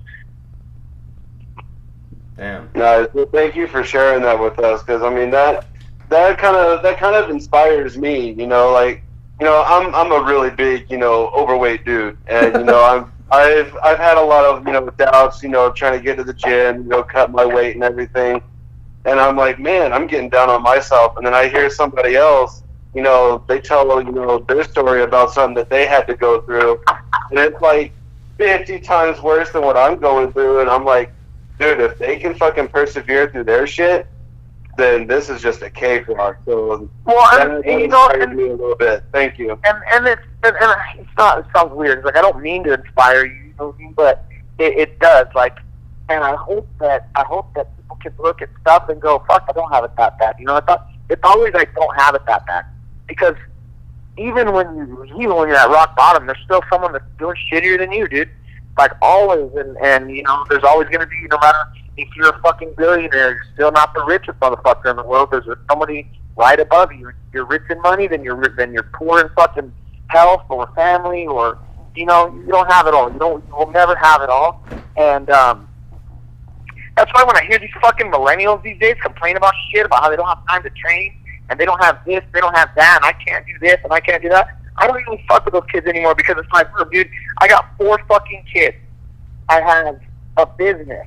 I have 2 businesses. I'm a professional fighter, and I make all this shit happen still. Like, what are you telling me that I can do in 24 hours that you can't? You know, like, it's just, you lack motivation, you lack drive, you lack discipline, and you don't want things as bad as you say you want them. I want everything that I've ever said I wanted, I fucking work my ass for. And people really don't get that point. Yeah. Well, son of a bitch, these goosebumps won't go away, damn it.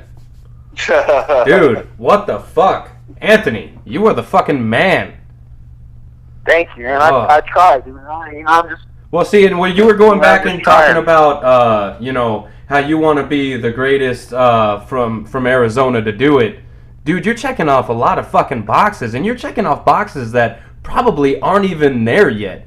You know, when it comes down to, you know, fucking little thin hairs on who did it better. I mean, when you're splitting hairs, you probably got a couple things on a couple of these guys. I mean, yeah, I know you've got guys like, you know, fucking Dominic Cruz, fucking the Baders of the world, but I mean, there's just something. Well, I mean, when you look at the fighters that Arizona has produced, you know what I mean? Fuck. He's saying, like, anybody can go, well, I want to be the best in the world. Like, of course, everybody does. Well, I want to be the best in the country. Of course, everybody does. But look at how many gangster motherfuckers have come out of my state alone. You got Dominic Cruz. You got fucking Don Fry. You got Ryan Bader at ASU. Yep. You got Cain Velasquez. You got Henry fucking Cejudo. You got all these dudes. Efren Escudero. There's just Aaron Simpson. There's so many dudes that have been produced out of Arizona alone that me saying I want to be the best to come out of Arizona that's saying that I want to be the best in the world, because Henry Cejudo is the champ. And if I want to be better than that, I got to be the best dude to come out of Arizona. I got to do something fucking huge, man. Woo! God damn. God damn. Like, you're getting me fired up, dude. What the fuck? It's a good thing you're not in studio right now, because we might like have a grappling session and destroy it even worse. Anyways, well, I'm glad I got you fired up, man. I'm fucking getting myself fired up. I'm about to walk in my house. I'm like, all right, I'm wearing my running shoes at, because I'm going to have to put them on right away and then go straight for a run after this interview. Oh, man. Well, look, you've given us a half hour of your fucking time, and we are truly grateful. I do have some other questions, but look, like I said, let's get our. You can knock them out, man. I got about 20 more minutes. If you want to get some more questions in, I'm not in a rush. Well, damn. So I'd like to definitely give you guys a quality interview. This has been beyond quality, my man. But all right, if you're willing to fucking kick it around with us and knuckleheads for a couple more minutes, I don't mind if I do. I can hang around with you guys for a little bit. All right, so check it out. When you were, you know, on your UFC, let's just call it run, I guess, because you had a little run in there.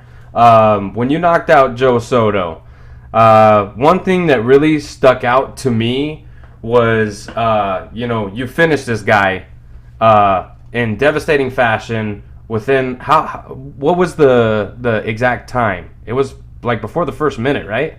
1:28. 1:20. Okay, so less than a minute and a half.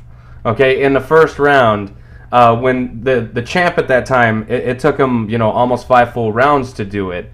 I just want to talk about, like, you know, where your mental state was at that time, because, you know, you just knocked out a title challenger faster than the champ, and if I may say. Okay, so we were coming out with a T-shirt. I don't know if you remember the end of that interview, but I said it took TJ 5. I did it in 1. And this goes all the way back to my supposed UFC debut at UFC 177. So a lot of people don't know what happened or why I didn't make my UFC debut when TJ fought Joe Soto that night. It's because I was actually supposed to fight Joe Soto at UFC 177 for my debut. And they pulled him for the title because it was Renan Barão that got injured or something with his weight cut, right? So that whole weekend was fucked. Yeah. Henry was supposed to make his debut that weekend, and he missed weight by like 5 pounds, and they pulled him off the card. So Scotty Jorgensen ended up without a fight. So then I'm walking down the weigh-ins, right, and I see Sean Shelby calling my phone, and I'm already a little bit late, and I was like, "Oh, Mr. Shelby, like I'm on my way down. Don't worry." He's like, "Don't rush, kid." He's like, "But when you get off the elevator, we need to have a talk." And I was like, "Oh, fuck." So I get down, he goes, "So here's the situation." He's like, Renan Barão fainted coming out of the sauna, and he's no longer deemed physically able by the doctor to compete. He goes, "So this is what we're doing." He goes, "We're going to move Soto up to the main event for the title challenge, and we're going to end up having you without an opponent." And I said, "Well, here, let me just ask you this question first." I said, "I'm the MFC World Champion coming over right now." I said, "Joe Soto is a former Bellator World Champion, but hasn't won a world title in a while." I said, "So you're not going to put me in right now." He goes, "This is why. Porterville, California is only like an hour to 2 hour drive from Sacramento." He goes, "It makes more sense for us to charter 2 buses from Porterville than it would 14 hours from Tucson to Sacramento." So I understood that it was just a geographic popularity contest at that point, and I was fucking furious. So this was when Joe Silva was still on with the UFC, and he goes, "Look," he goes, "we're going to make this up to you. Like, this isn't right. You know, we're going to try to match you up with Scotty Jorgensen." So they're like, "Do you want to fight Scott?" And I said, "I came here to fight. I'll fight anybody." So they went to ask Scott Jorgensen, right? And Scott said no. So at that time, I was very, very bitter. But Scott did me one of the biggest favors that he could have ever done, because in the next negotiation, I told him, "Okay, well, UFC's coming to Phoenix in December. I want to be on that card." And they say, "You got it. We'll get you a fight at home for UFC Phoenix, and we'll put you on that card." So that was the Ian Entwistle fight. But later that night, when we were headed to the arena, I got put in Dana White's VIP section, and it was right behind Dana, and I went up and I tapped him on the shoulder and I said, "Hey, Dana, I just wanted to say thank you for everything, even though it didn't go my way." He goes, "Oh, dude," he goes, "we're going to pay you your show and your win bonus." Damn. So I got paid $16,000 just to make weight. That's what's up. You know what I mean? So he goes, "Look," he goes, "we're going to put some money in your pocket. You're healthy. We'll turn you around in UFC Phoenix right away, and, we'll get you a win at home." So I was like, "I'm down with that." So he goes, "So enjoy the fight tonight, and, we'll make something happen for you by the end of the year."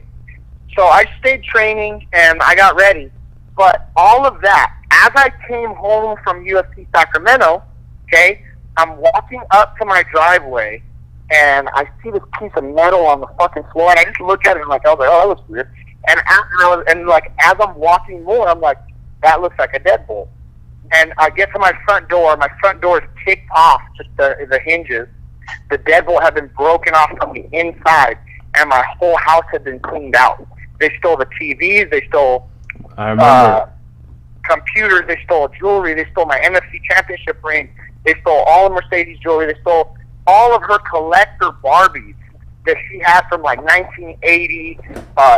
They stole fucking 4 beers I had in the refrigerator and my goddamn top ramen that I had in the pantry. Like, Oh, no. and you know what I mean? So like, holy shit. and you know what? At the end of the night, we had all this fucking emotional shit just happen at this weekend, and we go to lay down, and this is when I started laughing. I went to turn my fan on, and the sons of bitches took my fucking fan, and I was like, diabolical. Like, who steals somebody's fan in Arizona? Like, you son of a bitch. So then I just started going through my head, like, what would I do? Like, I wouldn't even rob people's houses. I would just do inconveniencing things, like go grab all their chips and crush all the chips in the bag into little ass fucking crumbs, and then I would steal everybody's left shoe so they had to wear a right shoe from another shoe that didn't match. And I would just fuck with them. Like, that would be I would go and snip every cord from every appliance right at the very end where the plug goes in. Like, I was just thinking about all the things. I was like, you know what, dude? Like, this is fucking hilarious. All the things that I cared about with me, the most were with me in Sacramento, which was my wife, my son, my family was there. Everything that could not be replaced was with me. The things that all got taken and stolen, all of those things burn. And at the end of the day, when I die, I can't take it with me. So someone else fucking needed it way more than I did. As fucked up and funny at the same time as that is, I really like just your mental toughness and your mental fortitude in and outside of a cage. Like, dude, what the fuck? Yeah, it's not fun living the fightless, man. There's a lot of haters, and you got some theories that do rob my actions. Obviously, everybody knew I was going to be making my UFC debut, and they knew I was going to be out of town, and they knew everybody was going to leave my house to come support me, you know what I mean? So, yeah. You know, it was shitty, and I fucking get it. And, you know, it was probably somebody, you know, there's so many jealous people and haters, and, you know, it was obviously just an act of fucking someone just unhappy inside. Okay, well, let me get your opinion. Okay, now let's say they offer you the fight instead of Joe. How does that fight play out between you and TJ? You know what, man? The night that I saw, I thought at the point that I was at, my kickboxing and the power that I had was far greater than anything that Joe threw at TJ. And Joe loved TJ up. If you remember, both his eyes were fucking swollen shut. You know what I mean? And I think if I would have connected with TJ that many times, you know, it would have been a different fucking story, bro. And I every time I saw TJ, like, we would be in Vegas, and I'd see him at, you know, a Muay Thai fight, or I'd see him at, like, one of the Ultimate Fighters, I would just point at him and be like, I'm fucking coming. I'm almost there. You know, and if you look at what happened, dude, one of my fighters is always telling me, like, dude, if we just look at MMA math for a second, okay, if you would have knocked out Thomas Almeida in Brazil, they would have matched you up with Cody Garbrandt.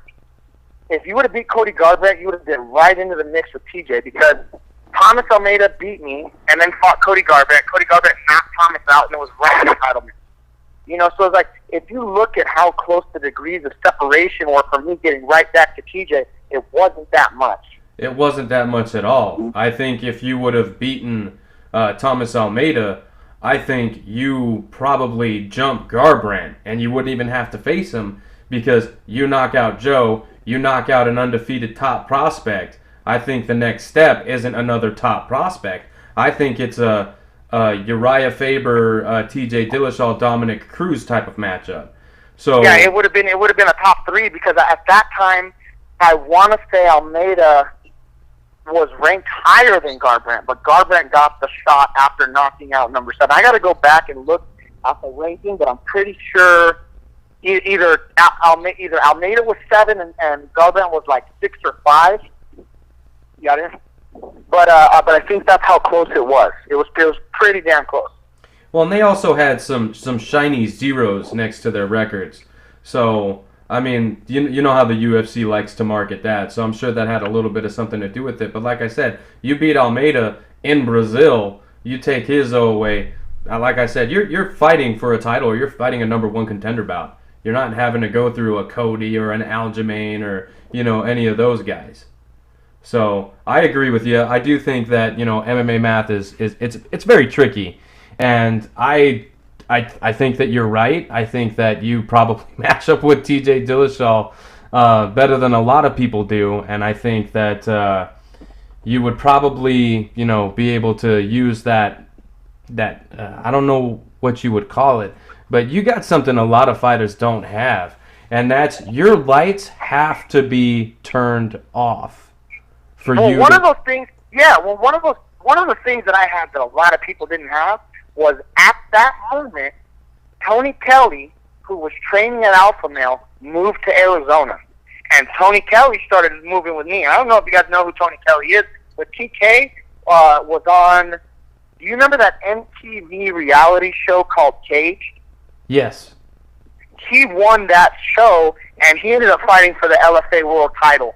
But Tony ended up moving down to Phoenix and training at Fight Ready, but he would come down and train with me all the time in Tucson. And we ended up working together, and when that all shaped out, he had split from Team Alpha Male, so he was like, dude, he goes, you and TJ match up, all you have to do is literally throw straight punches. When he's switching between southpaw and orthodox, there's a moment where his stance is square, and you can light him up with front kicks and just jabs and crosses. He goes, the way you move, if you can move between those circles that he creates, you're going to be able to light him the fuck up. And Joe Soto did that. Joe Soto just threw straight down the middle. Uppercut. Yeah, everything was straight down the middle. Uppercut. So, yeah, damn. But I mean, I had a little bit of a secret weapon on my side that would help me out, definitely. Okay, what was the secret weapon? Well, Tony Kelly, for sure. Oh, okay. He had the mix.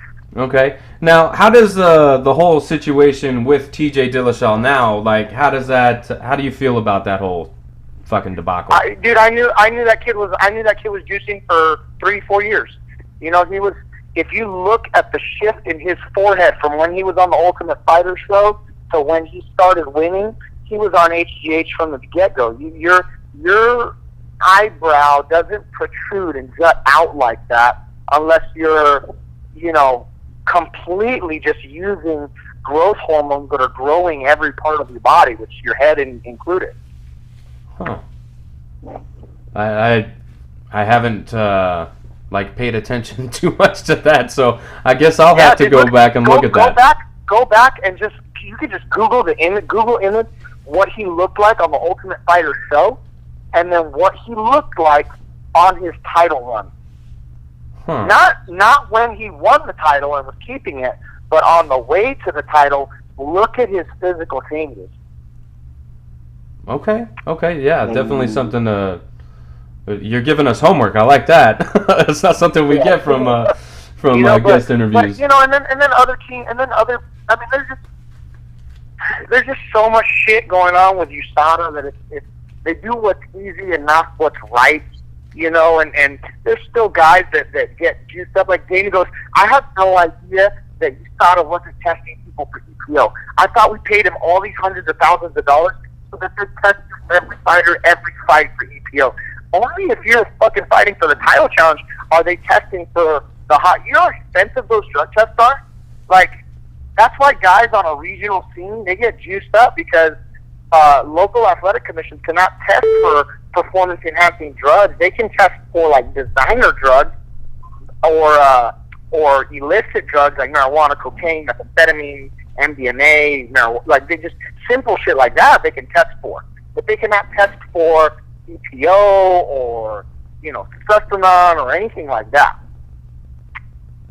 Yeah. And it's really hard, dude, because then you see, like, these kids have these meteoric rises on the regional scene, and then they get into a big show where the testing's a little bit more stringent, and they don't really get caught. But TJ had it all mapped out, dude. He had people behind the scenes. Like, the people that go, I have no idea. Shut the fuck up. You were helping him. There's no way that he could have orchestrated all that by himself and measure his blood level and get his levels tested weekly and have. He's not a scientist, you know what I mean? Yeah. He put his faith into some coaches, and the coaches had, the information, and it is what it is, man. It's just, there's going to be people that are operating at 100%. We're all operating at 100% at this athletic level. It's the guy that can operate at 102 or 101, 102, 103 that is head and shoulders of everybody. And it's just a 1% difference that makes you John Jones and Alexander Gustafsson. Damn. Look at this shit, man. You're fucking... I like it. Wow.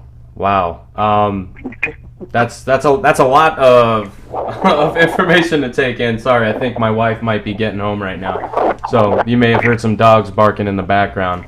But so now we're in a territory where you're still able to get these big fights. You're headlining LFA next month in Phoenix, Arizona. Yes, sir. It's at Comerica Theater in downtown Phoenix. Yeah, say that again so everybody catches it. Yeah, so Comerica Theater, downtown Phoenix. It's auditorium-style seating. It's one directional. It's not like a stadium seating. So it's a beautiful stage. It's a beautiful venue.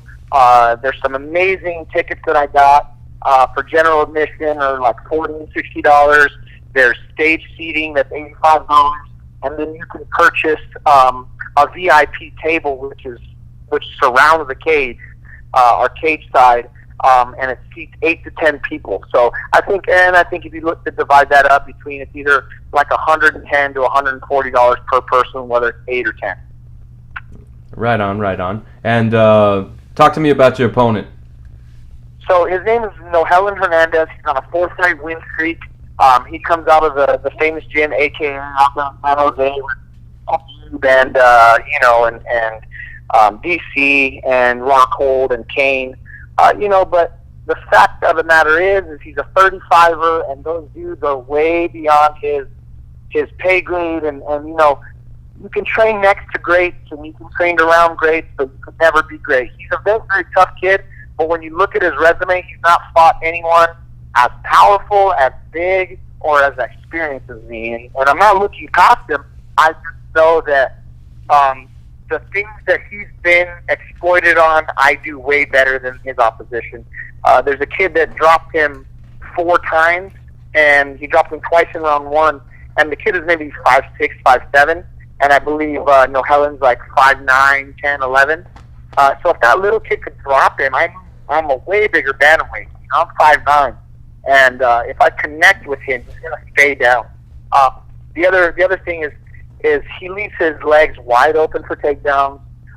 He has pretty decent wrestling base, but just not at the level that I'm capable of wrestling at.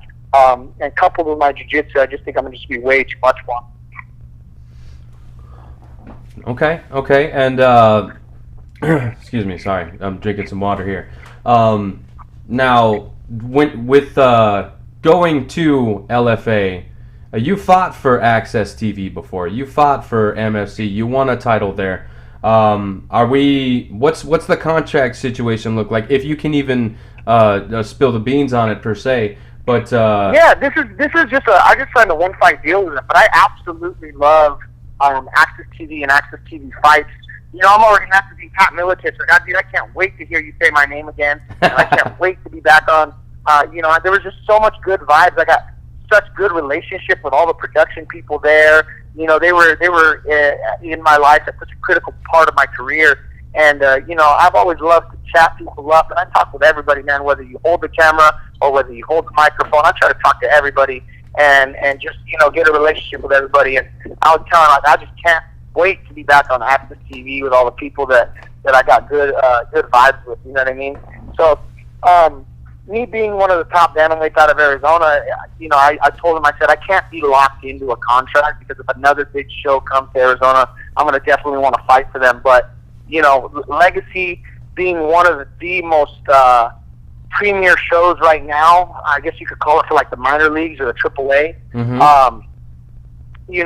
they put guys in the UFC constantly. And every time if you look at their Instagram and there's a UFC card coming up, they post up 9 dudes that they've groomed and put into the UFC. You know what I mean? So it's definitely something as a springboard and a promotionary, what would you call it? An advantage to have them definitely re-foster my growth and put me back in the big show. Okay, and speaking of the big shows, let's say you get a call, but it's for a Contender Series or an Ultimate Fighter of sorts. Absolutely, that's definitely something that I've wanted to do. Actually, I signed with a new management agency out of Huntington, and that's definitely something that I've been telling them. I'm like, look, man, if God willing, this fight goes well, we get a good win, we get a good finish. I'm definitely open to jumping on the Ultimate Fighter, or not the Ultimate Fighter series, but Dana White's Contender Series, and reminding them that the level that I belong at is in the UFC. Well, and definitely your style, your fighting style, is like tailor-made for the Contender Series, because they're looking for killers, they're looking for finishes. You look at your resume, and it's fucking like it's almost all finishes. You know what I mean? Yep. But and like he says in his most recent promo, just because you make it on the Contender Series doesn't mean you make it in the UFC. They want the next superstar, the dude that looks like Sean O'Malley, that's wearing fucking leather coats with, Elton John sunglasses and leather, sneaker, like the fucking alligator skin Italian loafers. You know what I mean? Like the kid's of one of you could call it. He's got the X factor. He can fight his ass off. Yeah. He does some very, very creative shit in the cage. He's got some big knockout finishes, and he dresses the part, and he understands that he's got to play that role. Well, and you had a little bit of swagger when you knocked out Joe. You know what I mean? You had a little bit of that fucking, it factor going but that's on. different. Like I got my suit game. You know what I mean? My suit game is on point. I have one of the best tailors in Las Vegas. Burger is outfit me for all my events. Stitched Clothing in the Cosmopolitan has been outfitting me since my last fight in the UFC. Ricky Lopez does an amazing job on all the custom suits that he puts me in. So when I think about like playing the part, I'm a businessman, and that's my business, right? And when I was a little boy, I tell everybody this, like, everyone's like, did you always want to be a fighter? No, I never wanted to be a fighter. Like, if you would have told me 14 years ago, hey, you're going to be a professional fighter who's going to be on TV, and you're going to travel all around the world to do this, I would have laughed in your fucking face. And I would have said, I don't want to, one, I don't like getting punched. Two, I don't think that's in the cards for me. And when I was a little boy, I always thought, you know what, I'm going to be a businessman who travels around the world and wears nice suits every day. And I'm going to, travel from country to country and put miles on my soul and stamps on my passport. And fast forward to my 33rd birthday, and I'm doing that business, and I'm wearing nice suits, but the business that I do globally is just different. Yeah, it is different, and it's exciting, but it has extreme highs and extreme lows. So for sure, man. It's definitely one of those things that you got to do for the love of the game. If I thought I was going to be I'd lie to you if I thought I was going to be a millionaire doing this. I might be, but it might grow something else that makes me millions. Definitely not fighting. I've made my peace with that. You know what I mean? Well, and it just shows your genuine love for the sport and the competition, and you're still doing it you're still doing it at a high level. You know what I mean? You fought for. There's very few promotions you haven't fought for. Let's just put it that way, right? You know what I mean? Yeah. And you're right. You have fought all over the world, but you're still competing at a level to where the UFC could call you and just be like, hey, you're not fighting at LFA because we need you for, a fight over here, or Bellator could, all these promotions could come calling. I mean, it's really just a matter of time, and you got to be. It's all timing. You know what I mean? Well, look at what happened to Casey Kenny, who's another Arizona guy. Hell yeah. I mean? He came under me for a little while, and then when I left the gym, he kept going under Chris Carriazo, and he made it on the Dana White Contender Series a few times. Then he won both the flyweight title and the bantamweight title for LFA, and as soon as he won the bantamweight title for LFA, they turned him around and put him right at UFC Pittsburgh, where he fought Ray Borg, and he was in 5-round title shape, and he ended up beating Ray Borg's split decision and Ray's one of the top fighters in the whole fucking division in the whole fucking world, dude. And Casey sees the moment. Yeah, it's all an opportunity on when are you gonna strike if the iron's hot? You gotta strike. You can't hesitate on the decisions, man. Like one of the biggest things that just crossed my plate recently was combat jiu-jitsu. I had been begging Eddie Bravo to get me on combat jiu-jitsu on UFC Fight Camp. So I didn't understand why you're still throwing these guys who want to play rubber guard and not get slapped and you have one of the top bantamweights in the world, but you have yet to tell him, like, hey, we're going to give you a spot at combat jiu-jitsu. I didn't wrap my head around that. Finally, I get a call, and it was on Wednesday, and he goes, what are you doing this Sunday? And I said, nothing. And he goes, you're in combat jiu-jitsu. He goes, can you make 135? I stepped on the scale after that phone call. It was 159. Okay? I went to sleep that night, and I woke up at 156, 57. So I only lost like 2 pounds overnight. And in the next 5 days, I lost 22 pounds in 5 days. And the thing that I said, man, is when opportunity knocks, you got to answer that shit, because it's not on my twice. Yeah. Yeah. You gotta seize it while it's there. You know, and it was a big deal for me, because I went out and I beat this very, very tough kid at Combat Jiu-Jitsu Worlds in a super match, and it was definitely something that I reproved to myself that I could do something very hard, like make a 25-pound cut in 5 days, and and definitely still bounce back and compete at the highest levels of jiu-jitsu. Like I said, man, you're able to compete at a high level still, and once you get to, I hate fucking to be the guy that fucking brings it up, but I mean, you are 33, and for a bantamweight, I mean, that's kind of old. They normally, bantamweights start breaking down around that time. I mean, it is, and I say I'm old. You know what I mean? And people, like, they laugh at me and they're like, you still. And I'm like, you don't understand, like, we all have an expiration date. You know what I mean? And whether that's the final expiration date where we, start pushing up daisies, or it's just the day that me and my family sit down and go, hey, Daddy can't do this anymore. That makes me emotional, because I fucking love this shit. Yeah. So the day that comes, man, that's going to be a hard one, but until it comes, I'm going to ride this shit to the real fall. I like the fucking...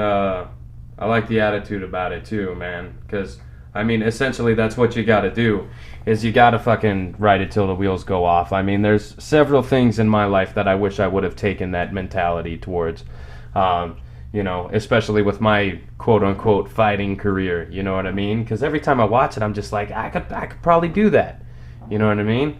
So, and I probably still can, and I probably should, make a better effort to try. But look at Brendan Schaub, man. Like, Brendan Schaub was one of the top dudes in the world, but he cared more about his brain health, and rightfully so, dude. Fighting heavyweight monsters like Shane Carwin and all these giant dudes that with every punch they're throwing a concussion, And for him to want to pull away from that, look at what he's doing now with his Showtime special, his podcast, Fighter and the Kid, jumping on Joe Rogan. He's having more success now and making more money now through a subsidiary thing of MMA than he ever did getting punched and kicked in the fucking head. Well, it's sometimes, you do find better avenues, you know what I mean? I do think that most successful fighters are not successful fighters based on their fighting career. It's based on the decisions that they made throughout their fighting career, setting themselves up. If you look at guys like me and Brendan Schaub, there's not a lot of fighters that can articulate themselves and really talk their way through an idea, much like me and him can. So that's why, like, when I decide to just pack this up, I think something more is going to grow out of this great thing that I've done, and tested my body and mind to the limits, and shown my kids that you can push yourself through adversity and never give up. And even though you want to pull away and you might retire, it's not giving up. You know what I mean? It's just making a very smart, conscious decision that you love your body more than you love getting a measly paycheck. Yeah. Okay. Well, I do believe my wife is home, probably waiting outside, because she loves me so much and she gives me the time to do this. I appreciate you guys having me on, man. Thank you so much. It's an amazing question, and definitely going to make time to get in the studio before the fight. It's going to be an honor to have you in here, man. We're both super excited. Thank you for just a great, fantastic interview. You probably gave us more time than we deserved. So I'm going to go ahead and just, give you a second. Well, not a second, as long as you want. If you want to thank any sponsors, teammates, training partners, coaches, family, whatever, go ahead. The floor is yours, my man. Yeah, for sure, man. I'm super interactive with all my friends and family and fans on Twitter, Instagram, and Facebook. So if you guys ever want to message me and think I'm too Hollywood or you guys think I won't respond, that's all bullshit, man. I try to talk to everybody. You can follow me at Twitter and Instagram at Birchak MMA. That's ABIRCHAK MMA. And then my Facebook is just Anthony Birchak, Facebook.com. /Anthony Birchak. So if you guys message me now, you have any questions, you want to speak to the fight, DM me, shoot me over some comments. I'll throw some love your guys' way. I'm always trying to meet new people and talk and make connections. So like I said, I'm super down to earth and I talk to everybody. So if you guys reach out, I'll reach back to you, man. Like I said, give me a follow, Instagram, Twitter at Birchak MMA. As far as sponsors, I got to thank Zyphos Training and Tactical. They've been riding with me since 2012, dude. So they're still here, 2019. And right now, we're lining up sponsors for this fight coming up. So if there's anybody listening that does want to throw their logo on my fight kit, my fight shirt, my corner banner, also DM me for that, and we'll definitely give you some huge opportunities on live television. Access TV reaches over like 80 million homes in the U.S. So it's a great opportunity to get your business featured in front of a lot of eyes. I will be requesting that information from you, so you can go ahead and shoot that to me because I do have businesses that I work with that may be interested in that. Awesome. Perfect, man. That'd be great. Thank you guys so much, man. I had a great time. Well, I'm glad you had a great time because so did we, man, and we can't wait to do this shit again. Again, that's Anthony Birchak. He's fighting at LFA 72, right? Yep, LFA 72, Phoenix, Arizona. At the Comerica? Comerica Theater, yep, downtown. Woo! My memory is on fire!